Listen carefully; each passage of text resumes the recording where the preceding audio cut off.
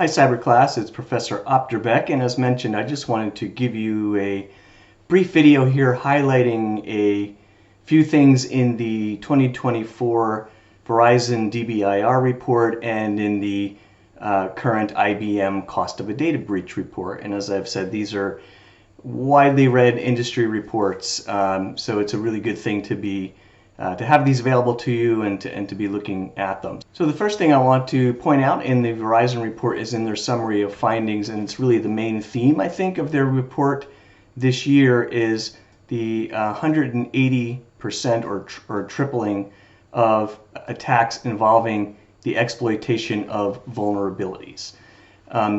It's actually a little hard to suss that out from this page, because if you look at this,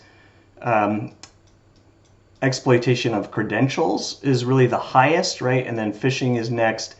So we have to slide down a little bit, and I'm actually going to go down in their report. Kind of unfortunate that they sort of structured it this way. But if we look down here at figure 6, then you can see this line of exploitation of vulnerabilities tracking upwards. Whereas, credentials attacks are actually tracking downward a little bit. Phishing attacks are sort of level. And so what do they mean by exploitation of vulnerabilities? They're talking about vulnerabilities in existing software. For example, zero-day exploits. A zero-day exploit is a problem within some piece of software that the general public doesn't know about yet, that people aren't aware of yet, and that therefore there is not a fix for available yet. It's always interesting to me to look at the categorization of the threat actors in the Verizon report. And here, this is not surprising, and it's kind of consistent with what I think has been the case in many past years. But organized crime is always among the biggest of the threat actors. And as we've mentioned over these past couple of weeks, a lot of economic cybercrime is accomplished through organized crime groups, and many of those organized crime groups are connected with countries in Russian-speaking countries and in China and North Korea and parts of Africa and so on.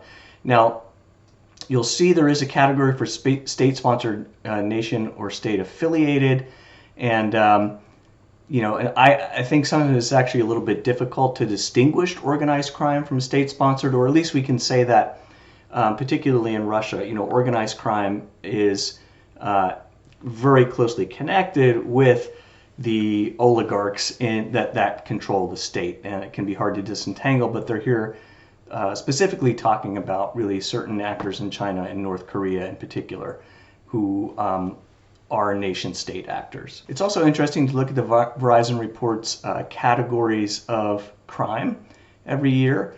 And so you see use of stolen credentials, that is stealing credentials to use them in some way to break into another system or to exploit credit, for example, is still the highest, although the report notes that it's basically statistically even now with ransomware. And really, we've been noticing in this field kind of a trend toward ransomware that also really accelerated during COVID. And when you look at my paper where I talk about the cybercrime ecosystem, I do talk a little bit about the fact that stolen credentials just aren't that valuable anymore because they're available in large quantities for almost every American citizen who has credit on the dark web already. So people still do it, but it's not as lucrative anymore as ransomware is. And then also interesting just to note in the Verizon report, they're separating out a category of extortion, which, ransomware is really a kind of extortion because you're holding the company's data and saying, if you don't pay, you're not going to get your data. But they're separating out other kinds of extortion, other sorts of property, or people, or information. Probably the more likely category is kind of sensitive information about someone that might be released as a different kind of extortion. But in some ways you can sort of put those categories together, and they're really among the most important reasons for economic cybercrime. This section of the Verizon report is connecting to that idea of exploitation of vulnerabilities. And again, remember, a vulnerability is some kind of something in some piece of software that a business is using that could be exploited in order to give somebody, a bad guy, access. And you can see here that 30 days out, 85% of vulnerabilities are still not remediated. And it's only when you get to about 60 days out that you're getting over half vulnerabilities being remediated. And even after a whole year, 8% are still unremediated. So how do you remediate a vulnerability? Well, you patch it, right? So when you, using your home computer, get an update from Microsoft, if it's Microsoft Windows, for example, that says we have updates, a lot of times those are fixing things that have been found, and you really need to be implementing all those patches.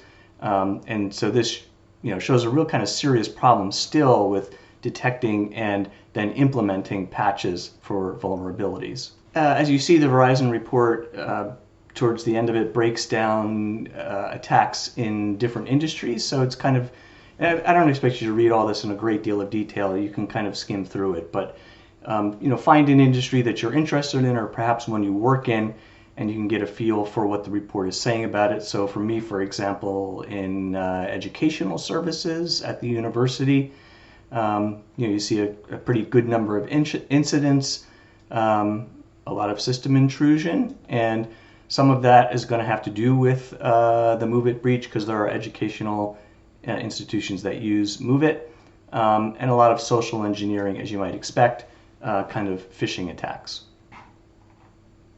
So let's take a couple minutes now and look at the IBM cost of a data breach report. By the way, both of these reports, they have methodological sections. You can look at the methodologies they use. There's no perfect way to do any of this. There's plenty of reasons you could sort of critique the data they have available and the methods they use. So you might look at some different report and get somewhat different figures, but really most of them kind of congeal around the same basic things.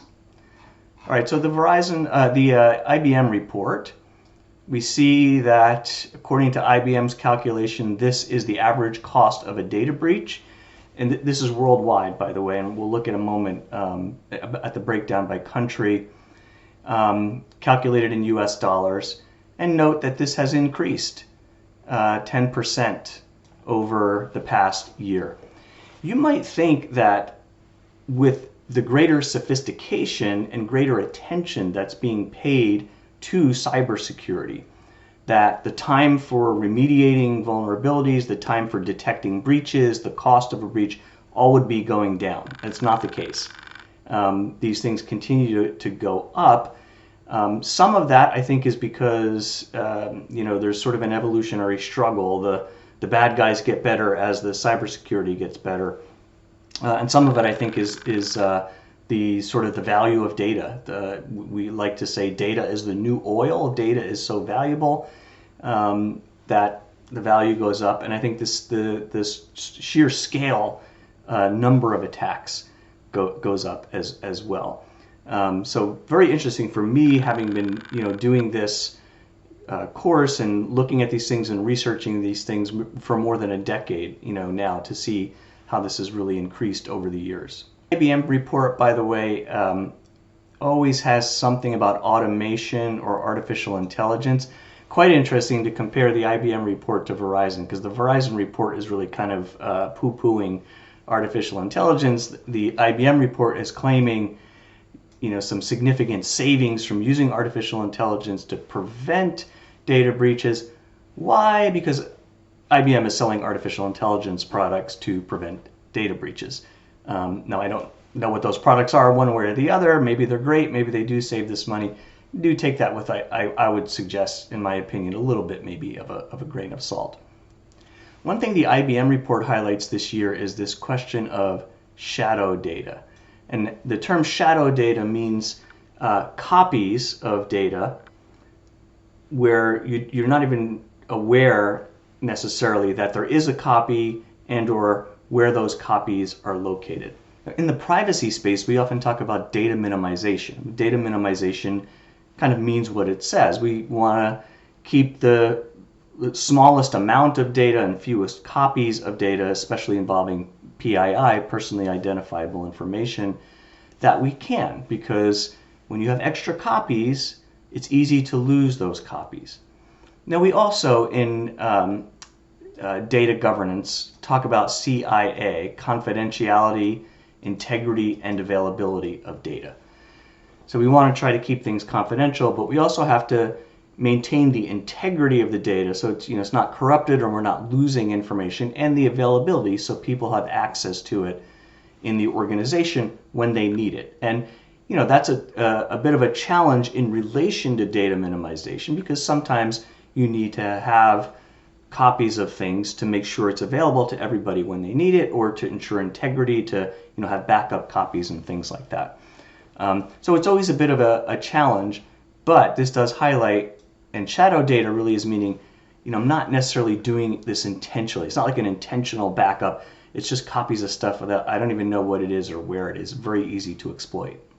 So here's the page in the IBM report on cost by country or region. So you can see the cost within the United States is the highest. Why is that? Again, you might think the United States is the most sophisticated country for cyber defense. Perhaps in some ways it is. The European countries are pretty sophisticated too. But of course, it is also the world's largest economy, an information-driven economy. The most valuable data sits here, and so the costs are likely to be higher as well. This page of the IBM report shows the cost by industry.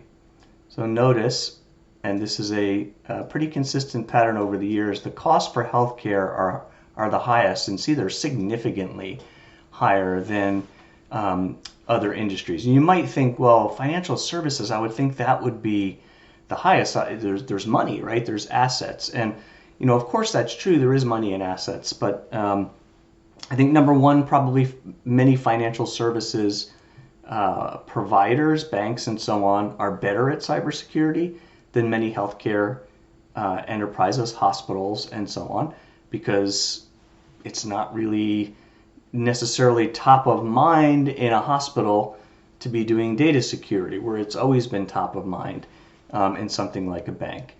And the other big issue in healthcare is the cost of ransomware. During COVID, we saw this, and this pattern has also continued, that healthcare enterprises both are vulnerable to breach, and they simply can't operate, and people die, right, if the hospital can't operate and if it's subject to a ransomware attack. So the ransom payments and the effort to mitigate that tends to be higher. So this page of the IBM report talks about the average time to recover from a data breach. Remember, in the Verizon report, we were looking at the time to detect a vulnerability, like something that needs a patch that could be breached. And now here we're saying a breach has happened. How long does it take to recover? And recovery here is getting back on your feet if there's business interruption, doing an investigation, determining exactly what happened. If there's still malware or still bad guys on your system, making sure that's entirely cleaned out, giving notice to whatever consumers have to be notified, and so on. And notice 35% more than 150 days. And then a significant bulk between 100 and 150 days. So it takes a long time for most organizations to recover from a breach, and that's connected to that average $4.8 million cost of recovering from the breach. Now, one thing I don't know, I wasn't quite able to discern from this report when they're talking about recovery, if they're also talking about lawsuits that result from a breach. We will be talking about data breach notifications, and we'll be talking about class action lawsuits. So where there is a class action lawsuits, they often go, a much longer period than this, a period of multiple years. So I don't know if they're exactly talking about that. I suspect probably not, but that would add additional time as well. This page of the IBM report talks about things that help reduce the cost of a data breach. Now again, I'm going to just, in my own opinion, be a little bit skeptical of this AI category. But some of these other things are pretty typical, and notice that really at the top is employee training. You might think that encryption would be at the top. Now, encryption is important, and encryption means we've got data at rest. We're going to encrypt it so that if the bad guys get it, it's just ciphertext. They can't read it, and so that is important. But training is at least equally as important in that kind of mix of things you're doing. Why is training important? Because we've seen that a lot of breaches happen through social engineering. Right now, breaches that happen through a zero-day vulnerability, training is probably not going to do much for other than sort of beginning to recover from it. And encryption is going to help there for sure. But breaches that happen through phishing attacks, training is one of the biggest ways to do it. This part of the report talks about the cost of recovering from a breach involving shadow data, which you'll see is higher than the average. And if you think about it, this kind of makes sense. As the report notes, if you have more centralized control over your data, you know where things are, it's easier and quicker to identify what happened and exactly what you've lost and how to remediate that. Whereas if you're dealing with shadow data that you didn't even really know was stored in certain ways, it takes longer and it's harder to figure out exactly what happened. So as I said, both of these reports are really useful to just give you a feel for what the world is like in the area of economic cyber threats. These are, by the way, are talking about the economic side, which is what we talk about this week and next week. We have another set of issues when we talk about stalking and harassment and the like. But one big thing you can take away from all this is that this remains an important organizational problem for any organization that has data assets, which is most organizations in the world today. That it's a problem that isn't going away, it isn't getting smaller, it's only getting bigger, and that there are very important roles for compliance professionals, technologists, and also for lawyers in trying to mitigate and manage these risks.